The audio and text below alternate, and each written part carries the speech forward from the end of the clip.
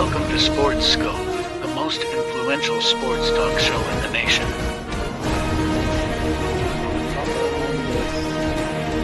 What is today, the 19th? Stay tuned for updates and great sports content.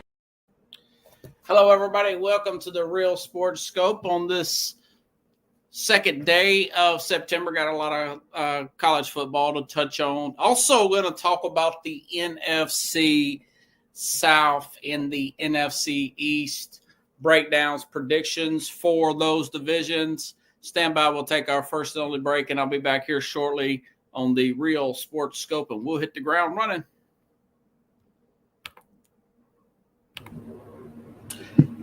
Hello, Sports Scope followers. The program has seen tremendous growth since going 5 days a week. I just wanted to thank everybody for your cash contributions and sharing the program with friends and families. Just a reminder, if you want to contribute to the program, go to the Cash App, the cash sign, and Sports Scope. There are other ways to contribute to the program listed at the bottom of the screen. If you want to advertise on the program, go to sports, that is sports with an S, another S, scope, SKOPE, at gmail.com, just like it's listed at the bottom of the screen. Thank you and enjoy the program. I'm Mac, CEO of National Streaming Sports and host of the Mac and Jack Sports Show. You're watching the sharp-dressed man and the big story breaker, Robert Butler, on SportsSkope, Monday through Friday at 8 p.m. Eastern on National Streaming Sports. Thanks. National Streaming Sports is brought to you in part by BetUs.com, designed for true fans. NFL odds, Week 1 and futures, college football odds, including Heisman Trophy favorites, and playoff odds, NBA odds of division winners and playoffs, Major League Baseball playoff and World Series odds, the National Hockey League Conference playoffs and Stanley Cup odds, and boxing wagers.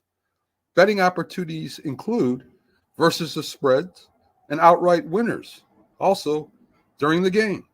Use our link on our website, nessp.info, the Bet Us Opportunities webpage, for a 125% bonus on your first 3 deposits. Must be 21 years old, and remember, bet responsibly.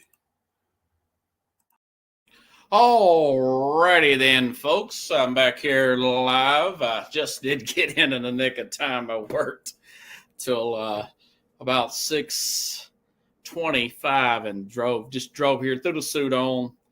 Very unorthodox day for me here on the Real Sports Scope. But we'll get right to it, okay? Great weekend, in my opinion, of college football. Very good weekend, good structure of the games. You want to have a game, in my opinion, 11 a.m. Central, 12 p.m. Central, or Eastern time, Then you want to have the 3:30 Eastern, 2:30 Central game for your second game. Then you want to have the 6:30 Central, 7:30 Eastern on the night game. You don't want games overlapping each other. I know some of the 3:30 games Eastern times did overlap, but you definitely don't want the night games overlapping each other. And I thought the networks did a very good job spreading those out accordingly. Of course, I know that there's certain weeks where you've got games that are it's just the way the schedule falls. You're going to have that problem, but hopefully they will keep it kind of like they did today or this particular Labor Day weekend. Okay, now in order, college football notes. I gave this to myself. Clemson, Georgia. A lot of talk about Clemson's lack of offense, but nobody seemed open all day, folks. In my opinion, any Clemson Tigers simply did not seem open all day. A lot of people aren't really talking about the fact that this Georgia team, they were second nationally in defense last year in points allowed, second nationally, not in the SEC, not in the SEC, the year before that, and they were first. They were first back in 2021. I'll say this. They are the most consistent high-level defense, one or two nationally, from a year-to-year basis that I've ever seen. Now, not just 1 year. I thought that defense for probably that 01 team, we talked about that before just a few weeks ago on this program, the 01 Hurricane team. That was probably the best 1 year team I've ever seen. But just week in and week out, Georgia, going back to 2021, first, second, and second. That's not even counting this 2024 season. I'm really impressed with what Kirby start. Think about the fact that you've got NIL, you've got transfer portal. You know that teams are using, this might not be legal or even ethical if it was legal, recruiting players away from current teams using NIL, transfer portal, and they're still being able to have this level of defense. I'm really, really impressed with Georgia, what Kirby Smart has done. And as far as Dabo Swinney is concerned, you've got to let this season play out. I do think that they are on a downward spiral. He is not really embracing it. It was just a 6-point game, though, at halftime, folks. I mean, but he has got to look in the mirror, and he's got to embrace these sort of things, or the fans are going to ask for him. I mean, ask for him, the team to move on. It's hard to say that when a guy just a few years ago won a national championship, making this team relevant again. 17 years. I think a change could do him good. I think he should change his outlook on football, maybe give the NFL a try. But they are no longer a dominant program. But that being said, the story, in my opinion, is more about the consistency of Georgia rather than the fall off of Clemson. In my opinion, nobody's looking at this level of consistent defense from the Georgia Bulldogs. Okay, good win. 34-3. All right, Miami. Great game early on. The final score won't say that. Of course, Miami pulls away. Cam Ward looked as advertised. Not a fan of the sidearm. Too much, but was calm in the pocket. That offensive line looked like you could eat off of it.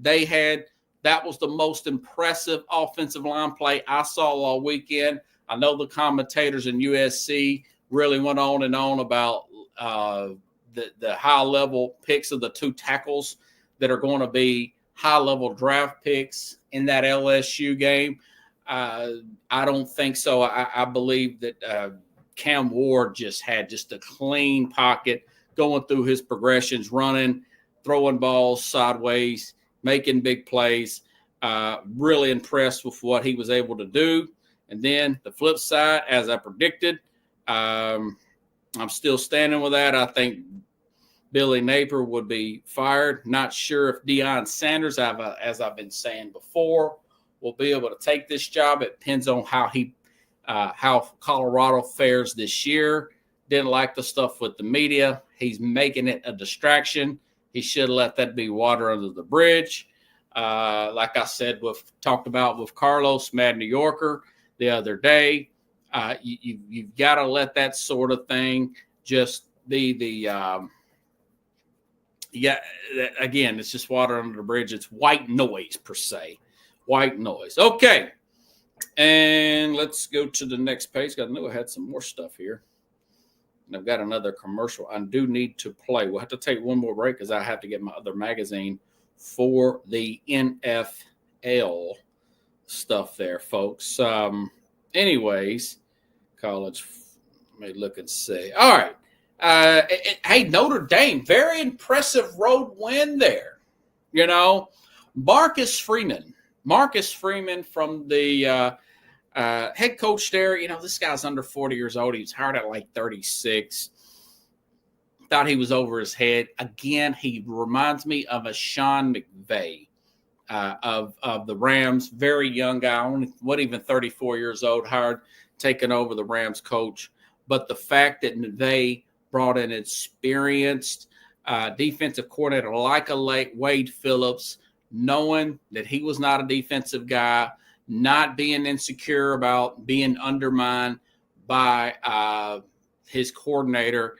And we know what happened there. Eventually, as he's grown into that job, he's went on and win a Super Bowl. Same thing, the same impression with Marcus Freeman of Notre Dame. Adds Al Golden to run that defense. Man, no missed tackles. They were ahead of the Texas A&M all night long in a very hostile environment there, really worn down. And, of course, he going out there and bringing in guys like Riley Leonard. They've got a new offensive coordinator. Really impressed with what Freeman was able to do. Called that win there. Good job there by Notre Dame. Marcus Freeman, very much possibly as far as his approach and whatnot and talent as a coach, I'm starting to see him possibly as a Sean McVay type of coach at the collegiate level. Of course, he's got to win a national championship. McVay's already won a Super Bowl, and been to several playoff appearances. Okay, last night, now I did pick LSU. Although Mad New Yorker, I thought about it this morning. This guy picks LSU to win the East, win the SEC, but he picked USC to win last night. I think maybe because I laid out the fact that USC, Riley Leonard, I like his coaching better of the quarterback play than the offense as a whole under Brian Kelly. They brought in Anthony Lynn to take over that defense that was dreadful every year for Lincoln Riley, going back to his Oklahoma days and whatnot.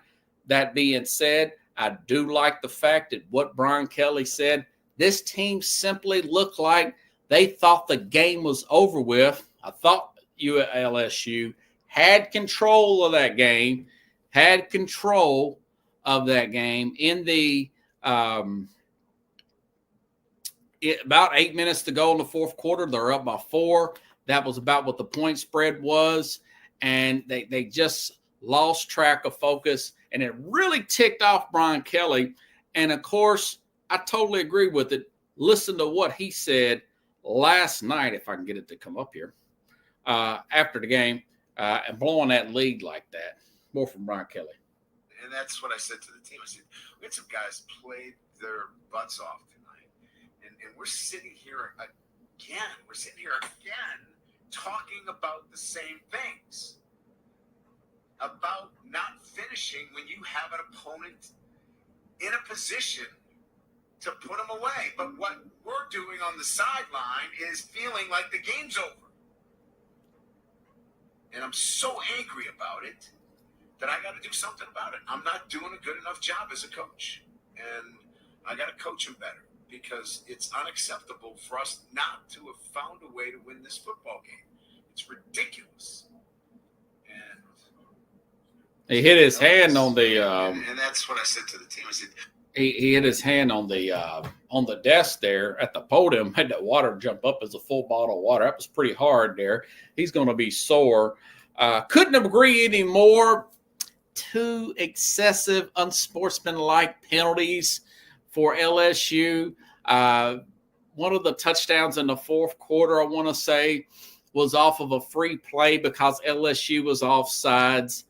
Just that they know that they're talented. They have.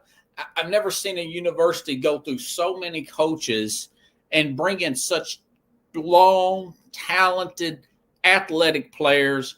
And the problem with that, you have to have a coach reel them in. To reel them in, they're resting on their laurels before the game's even over with, And they have lost 5 openers at the last 5 to big opponents there at LSU. They lost twice to Florida State under Brian Kelly. I did not do my homework correct on that. I thought they won the first one, but they lost twice to Florida State. I should have caught on to that and now they've lost to USC. Okay. He's got to tighten up there. Brian Kelly got to a national championship, I want to say, his second year against Alabama or somebody. And he went through a period at Notre Dame where he was grinding on players, and he come off as a guy that was getting very rigid and feel like he was losing his touch there. Kind of like a, what's his name? Tom Coughlin of the Jacksonville Jaguars in the pros, also of the New York Giants. And then his wife told Tom, you gotta lighten up just a little bit. Got to let him breathe just a little bit. As soon as he did, they went on and won a couple Super Bowls there. And as soon as he lightened up, he saved his job there, Brian Kelly. And then they started putting out more and more quality draft picks at Notre Dame. Then LSU comes calling. So it's like he's took his he's reeled it in too much, where he's too nice to the players. And he's seeing that with these openers when they clearly seem to be the better team.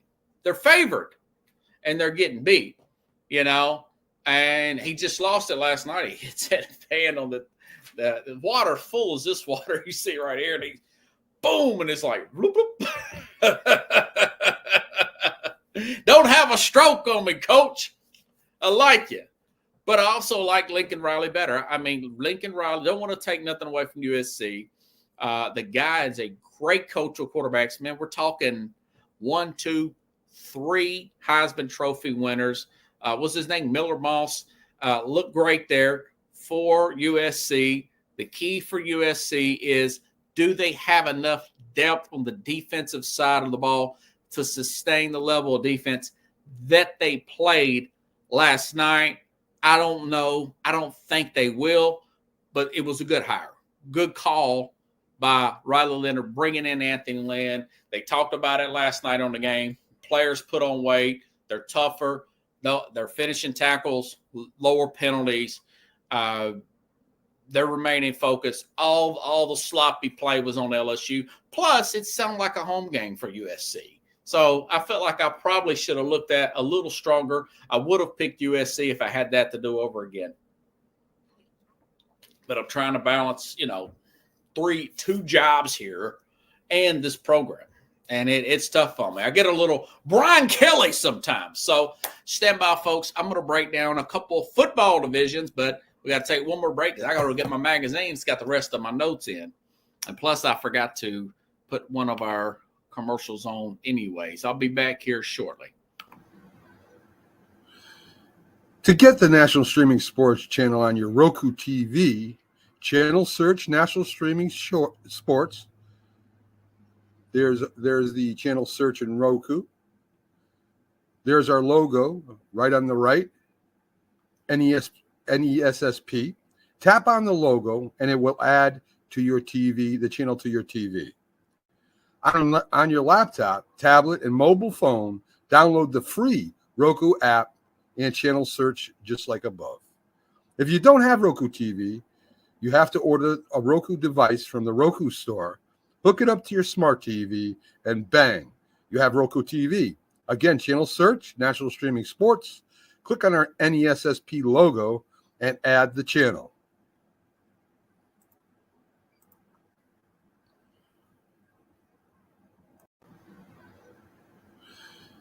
To get the National Streaming Sports channel on your Roku TV, channel search National Streaming Sports. There's the channel search in Roku. All right, folks, here. They don't want to blow you up too much with Mac talking about the Roku TV National Sports there thing.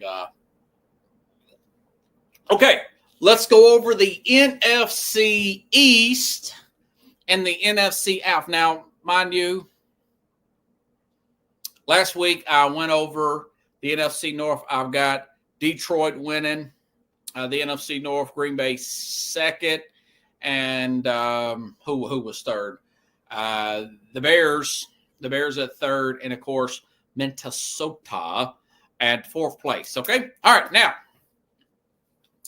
Dallas. Let's go over the Cowboys. No particular order here, just the order of my Lindy's magazine. I tell you, I spent a lot of time going over these schedules, so stay tuned. You're going to get some really good stuff here. All righty then. So, as of today, on the 2nd, nothing has changed. Dak Prescott's going to play on a last contract. He's going to play on an empty contract for this year. He's getting paid for his services. Kudos to Dak Prescott. I wish Detroit with Jared Goff would have done that, but they didn't. They didn't want to take any chances. They didn't want to pay any more money. They've already got the NFC Championship game, but Dak is going to be focused like a laser beam. I'm still concerned about CeeDee Lamb being in game shape. That's my biggest concern. Nothing has came out about Michael Parsons. He's not holding out or anything. But Deron Bland's going to be out for a few games. He's got an injury there. They did lose Tyron Smith. They did lose Tyler Bladez. Michael Gallup retired. I don't know why they didn't sign back Stephon Gilmore at cornerback. So they've got 7 offensive, 8 defensive starters coming back. Also, I do think Mike Zimmer's going to be, from a game-to-game basis, I do think he will be a better coordinator than Dan Quinn. They may make bigger plays under Dan Quinn, but a consistent open field tackle type of defense, I do like Mike Zimmer, the former Minnesota Vikings head coach. But anywho, Dallas really backed up against it on the salary cap. Okay, brought Zeke back, took 1 year off, brought Zeke Elliott back. So they're really kind of thin, if you know what I mean. Still got Zach Martin on that offensive line. Still got Brandon Cooks to throw to, Jake Ferguson. Dak is going to have to figure out other players to get to. I'm a little concerned these first 3-4 games of about CeeDee Lamb's health. You just hope that he doesn't pull a hamstring or anything, even if he's not productive. That would be my viewpoint on him and getting him in there. They did add Edric Kendricks there, I want to say, from Minnesota. Maybe that goes back to the Mike Zimmer. But they were this is the quietest free agency I've ever seen of the Dallas Cowboys. They have back-to-back 12-5 seasons. Do not see that this year. They opened up at Cleveland. That's going to be Tom Brady's first game, by the way, as a commentator. I'm curious to see what happens there, him and Fox. I think he's going to be pretty good because he's going to work the way he worked as a player, in my opinion.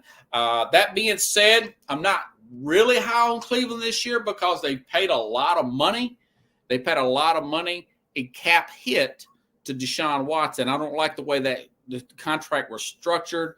I was one of the only few people that was okay with that contract because I wanted Cleveland's ownership, and they did that in their defense, to make a statement saying the losing Cleveland is over with. We will pay the big money. We will try to win big in this league. Even if one free agent backfires, we want the word to get out here that we will pay free agents. We're trying to win. We're just not simply trying to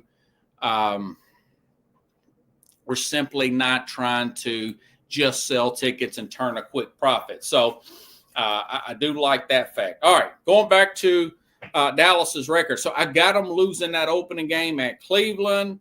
They bounced back against New Orleans the next week, but they got Baltimore in week 3 with all that talent on the defensive side of Baltimore. Mike Zimmer coached against one of the former, remember, he used to be the defensive coordinator for Cincinnati for years. He's a little familiar with John Harbaugh, but not John Harbaugh with Lamar Jackson, who I don't think has lost to an NFC team in the regular season. I don't think that guy's lost to an NFC. I mean, it's an unbelievable record he's got there. May have lost one, but man, he smoked it last year, didn't he? Really good record against NFC teams. It is in Dallas, but I do think the Ravens, the two AFC North teams, are going to beat. They're going to beat Dallas, and they're going to get Dallas off to a rough 1-2 start, in my opinion. The over and under, by the way, is 9.5 wins for the Cowboys, according to most sportsbook. Now, this one's from FanDuel, and of course, I'm sure it's BetUS, of course, one of our commercials there. But my thing is, I see this team going about 9-8. I'm not sure if they're not going to make the playoffs. I have to wait because I know we got, 3 wild cards? I do not have them winning the East. I'll tell you that right now. But I'm not sure they crater. I still think that the defense will be pretty good and better in spots. May have some issues at corner because of injuries and whatnot, and free agent loss. I mean, of course, they got Diggs back, but he's coming back from like an ACL or something like that. So you're not sure how good he's going to be early. And of course, they lost Stephon Gilmore. So I'm a little concerned about that. That's why I see the dip 9-8. I have not finished out the NFC, so I'm not sure yet if you're going to put that as a playoff type of team or not. Okay, just no particular order. Moving on to the Giants here, folks. The New York Giants, Daniel Jones is on the hot seat, okay? It's put up or shut up for him. We've already seen that they try to go out and get Drake May. That came through the Hard Knocks. Of course, it was already reported before the show came out that they were trying to trade up to 3 with New England, get Drake May, only to come up a little short. I do think that there is a possibility that ownership could move on from Joe Sheehan and Coach Brian DeBall, although they didn't make the playoffs a couple years ago. This team will be a feisty team here. They're not going to be as bad as your Carlos is saying that they're going to be. I think they did make a big trade there, got Brian Burns on the defensive line. They got Malik Neighbors there. I noticed they cut some guys there. Who's Isaiah Hodges? These are guys that were making plays in that playoff game a couple years ago with Daniel Jones. So they must feel really confident in this receiving core, in your Jalen Hyatts of the world. They must really like the rookie Malik Neighbors, who I do think is going to make an impact for Dallas. Okay, obviously they lost Saquon Barkley, which I'm okay. I'm not as high on running backs as everybody else is. I think you can find running backs and whatnot. But we'll see. A lot of people's going to be overlooking the Giants this year. That's usually when they do their best. They played hard at the end last year, really pushing Philadelphia to the end there, 25-33 at Philadelphia. At Philadelphia there at the end of the regular season. Of course, they did beat Philadelphia 27-10, but that was a bunch of backups there. So, I got them starting off with the win, even though I don't think there's a line on that Minnesota game, folks. And they're a feisty team. They were 6-11 last year. And, they did beat Green Bay when Green Bay was playing really good football. So they're not a terrible team. They're just not as talented as Dallas have over the last few years, and they're just not as talented as Philadelphia. The roster's just not there, player for player. Again, with the coach and the general manager, I give them 50-50 that they survive. It just depends on about Mr. Mara and how this team finishes the last few games. But I do got them falling up a little short at 8-9. That's 8 down borderline. It's going to be a coin toss that they keep their head coach and or not. Okay, Philadelphia Eagles. I was just reading something like Darius Slay don't want to go to Brazil, talking about crime or something. I read that today. And by the way, Philly sports guy who's been on the program, he's in Brazil to watch the game Friday. Probably not going to see that opening game against the Green Bay Packers on Peacock, which really annoys me. Man, that annoys me. I mean, I've got HBO because of football. I've got Netflix because of football. I've got Amazon Prime because of football. I do watch the other programs. Those are good. But now you got to get Peacock. They're killing me, Smalls. They're killing me, you know? So anyways, the Eagles, a lot of changes in the offseason for the Eagles here. Remember, they fired both the defensive coordinator and the offensive coordinator, hired Keelan Moore there. And I forgot the name of that other defensive coordinator they got over from Miami. But it's a major upgrade for the Eagles. I have liked their offseason. I just love what they're doing from Howie Roseman running the player personnel stuff there to the the ownership, even though he's a little bit of a micromanager to say the least. But Vic Fangio, I think that's going to be a good pickup there. You know, you got guys like Jalen Carter and who was the other guy there? Jordan Davis there, defensive tackle. I think that defense is going to be good. And you know, man, you got Chauncey Gardner-Johnson back at the safety position there. Kelly Ringo from the Georgia second-year player, they moved him up to starter at the cornerback position. So him and Deshaun Cooper there love their draft picks. Absolutely love their draft picks. Even though James Bradbury, not a terrible player, starting to lose a step, though, that secondary is going to be pretty good is what I'm trying to say. I know they lost Kels at center. Just got a lot of faith in what they're doing. From a depth standpoint, they still got 8 starters back on that offense, and they got Johan Dotson as a third receiver. A lot of reports coming out. Keelan Moore's offense is really, really going well with the Eagles. With Hurts, I want to say he went to like 100-something passes or something. He went through several weeks without throwing an interception in practice. Not a game, but they didn't play a game. But in practice, according to beat reporters. So we'll see if that carries over. You got Saquon Barkley. They traded for third year Johan Dotson, who's a great third or fourth receiver there. So I'm pretty high on these guys.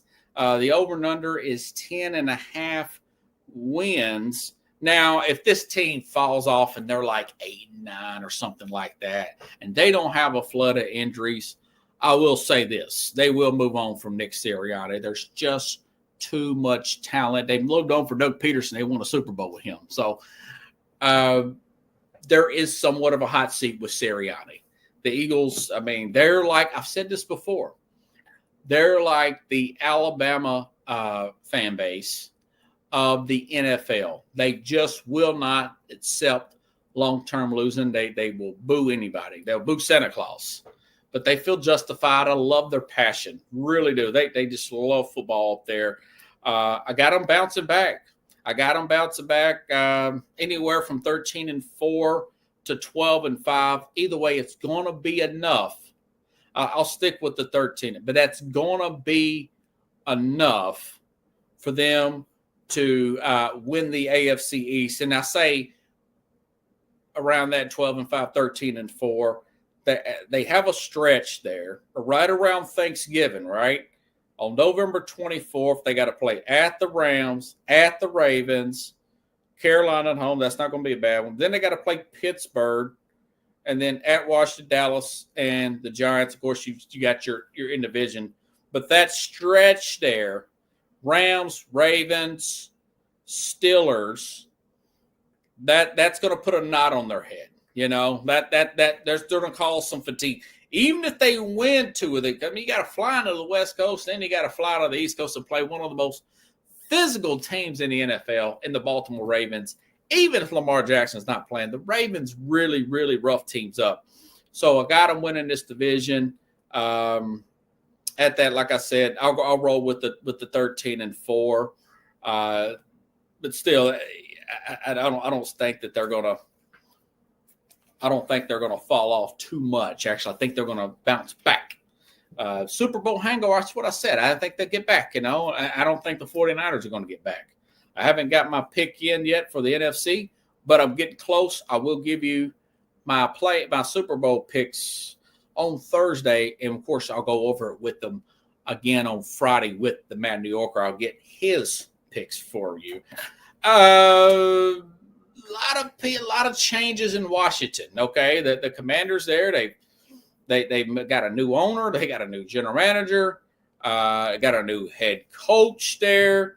Just new, got a new attitude, right? That they're the most transformational team. Got Dan Quinn as their head coach again, the former defensive coordinator out of Dallas. I did like the fact that they hired Cliff Kingsbury. He's going to be able to call the defense there, the offense, the way he wants to. So they went out and got Jalen Daniels. I can see the former second overall LSU player being a great fantasy player at times, you know, and hitting a Terry McLaurin or somebody of that nature over the middle of the field or running for a big first down, doing some read option, looking a little bit like the Eagles. He's a taller player, though, than a Jalen Hurts, but also he's a thin player. I think of the Jalen Daniels that played great and really had Alabama on the ropes last year in the LSU game, but he got hurt at the very end. And I could see him getting banged up. I got that in my head that Daniels is going to get banged up at some point. They're going to be fun to watch. But there's just too many changes there on this team. They only got 6 defensive players. They moved off a lot of defensive players here coming back. Half the defense. Also moved off Curtis Samuel and Johan Dotson. Yeah, moved off Dotson. Did a in division. They did a in division trade there, which is really out of the ordinary here. So this is going to be a team. They already know they're in the rebuild. Should have brought Mike Richmond back on to ask him about it. Just ain't got a chance to talk to him. Been so busy here. But anyways, Colin Coward's saying there can be a possible playoff sleeper. I'm not that high on them. Again, I think there's a chance Daniels could get a little banged up here. So I'm thinking right at the over and under. They said it's going to be FanDuel's got it at 6.5, and I got them at 6-11. They'll be a fun 6-11. There's 2 games better than last year. They were 4-13. Okay, so we shall see, Owuku Saki. All right. So anywho, let's see what we got here. Did I actually put them all together? The NFC East 13-4. I'll give that extra game to the Eagles. Give them the benefit of doubt. In first place, Dallas 9-8. They're above 500, borderline playoff team. I'm going to have to look at some tiebreakers when I finish the NFC. 8-9 for the Giants. That they're going to be. It's good. That's typical NFC East. All right, it's all jumbled together, and then Washington in fourth place at 6-9. Okay. Who could it be now? Bum, bum, bum, bum, bum. Always thought that the guy Eddie Money sang that song, but it's a band called Men at Work.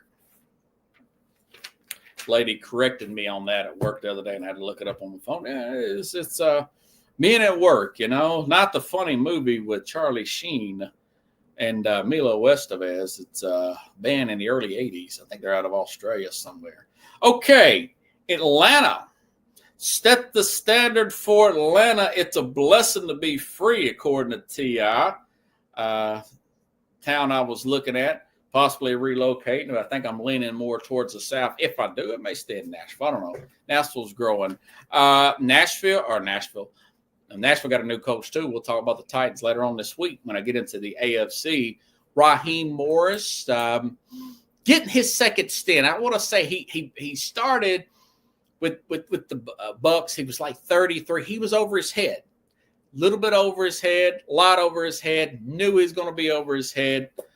Rebounded, became an assistant under Sean McVay. Had that defense rocking and rolling there for a little while. With the limited talent at the Rams, other than Aaron Donald, they like to go cheap at defense. I mean, I know I had Ramsey and Donald, but everybody else is a bunch of guys there for the most part. But he brings over Zach Robertson, I want to say from the Rams as well, to run this offense. They go out and get Kirk Cousins, kind of a controversial move there, paying him a lot of guaranteed money. Then with this drafting with the 8th pick of Michael Penix there, and everybody thought they was going to go defense. Big insurance policy for the management there, and Raheem Morris, in my opinion, picking up that quarterback. Now, their offensive line, pretty good last year. Remember, Bijan Robertson really looked good for a rookie, and no quarterback throwing him the ball, bouncing around from mediocre quarterback to mediocre quarterback. But they're about a top 10, 5th, 6th, depending on what day you look at Pro Football Focus offensive line here. And they added guys like Justin Simmons to that secondary. They're not going to be a bad team at all. A.J. Terrell there at the cornerback. Jesse Bates there with Simmons. Very good safety tandem there. Pretty good team at home, I tell you. 9 offensive and 8 defensive guys. And the guys that they brought in are going to be pretty good additions there to this Falcons team. So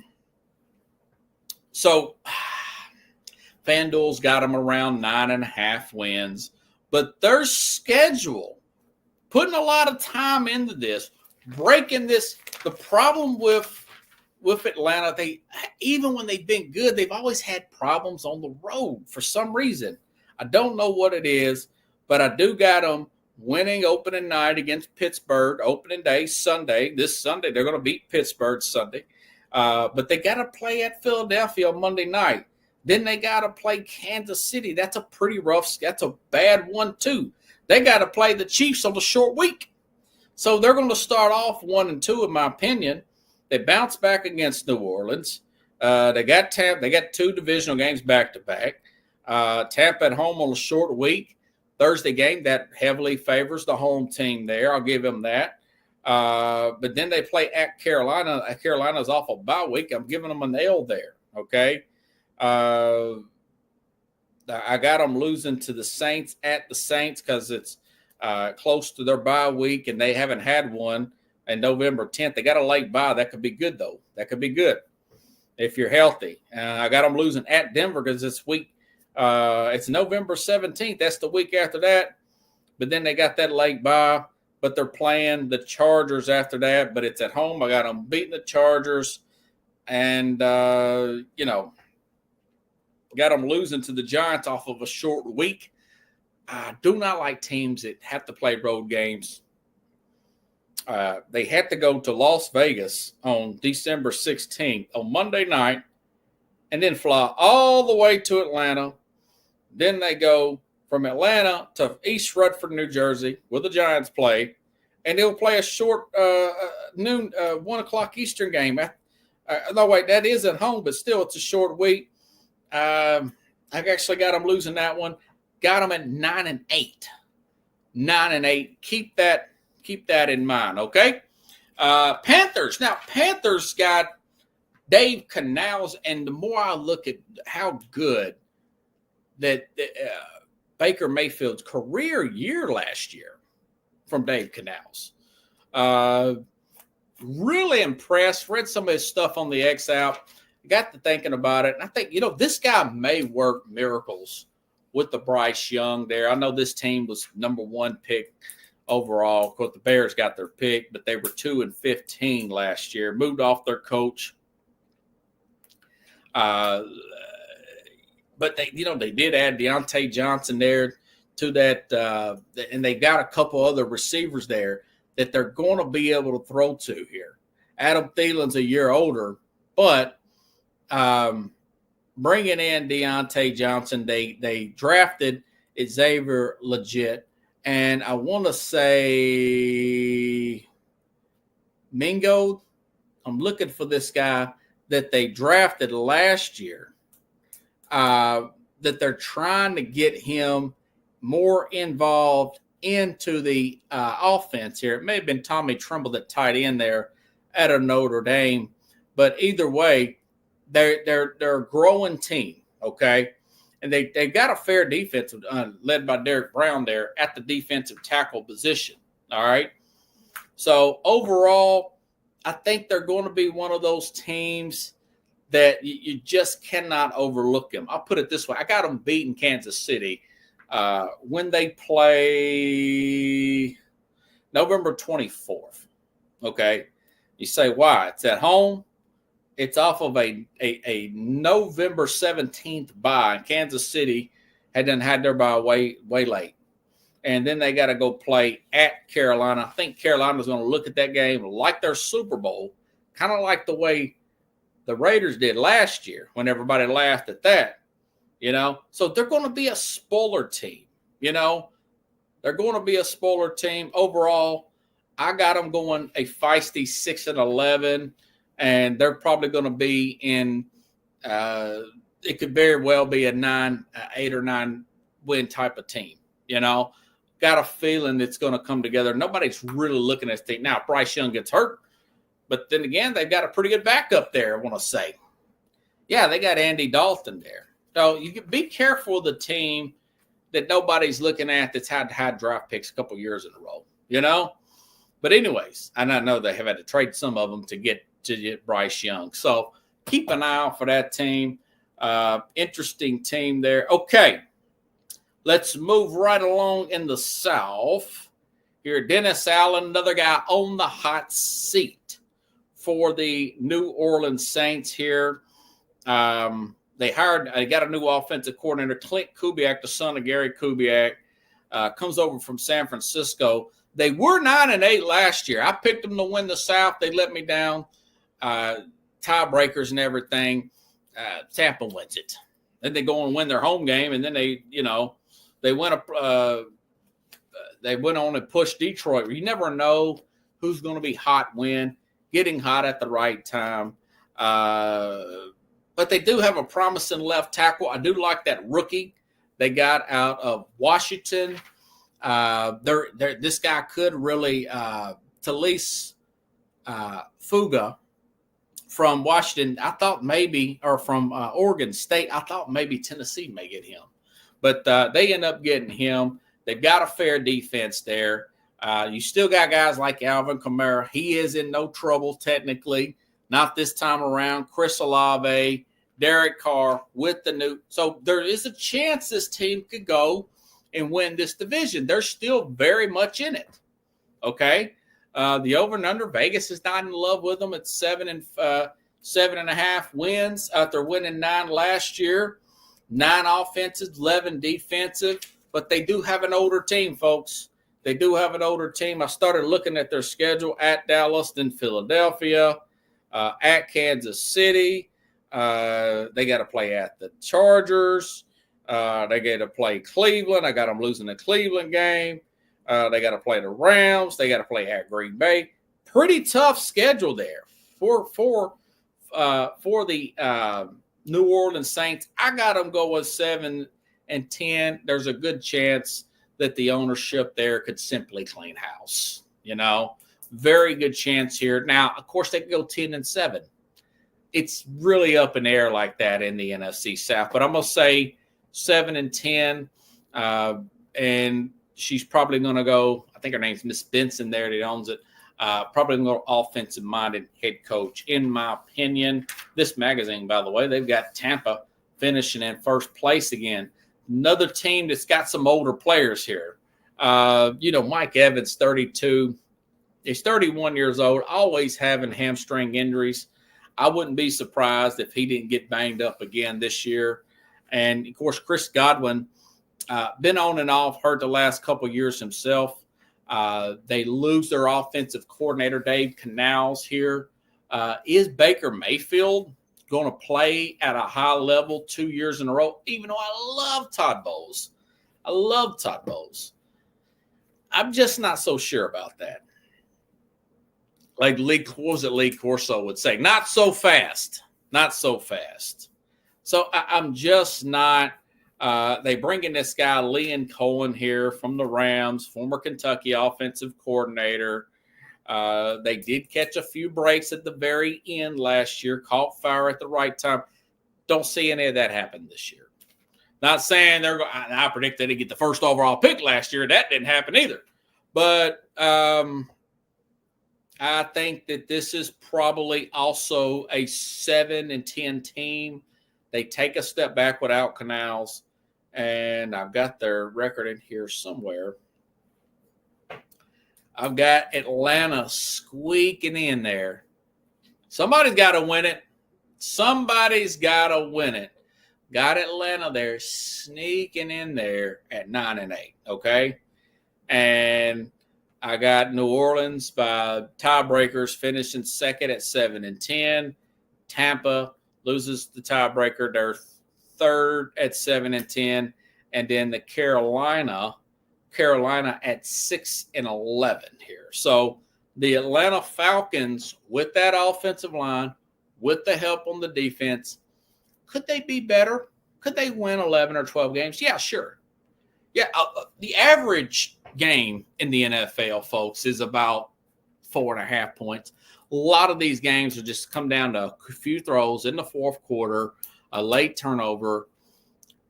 You know, they're a lot closer than what the box score says. Okay, so that's who I've got. I've got the South, the North, and the East in the NFC. I'm going to do the West tomorrow, and I'm going to start the AFC tomorrow. And whatever breaks, I'll take a little bit more time on it because I won't be doing the college games. So if you like the show, share the show. Okay. Otherwise, I'll be back tomorrow. We will go over them the same time and same place here on the Real Sports Scope. Good night, everybody.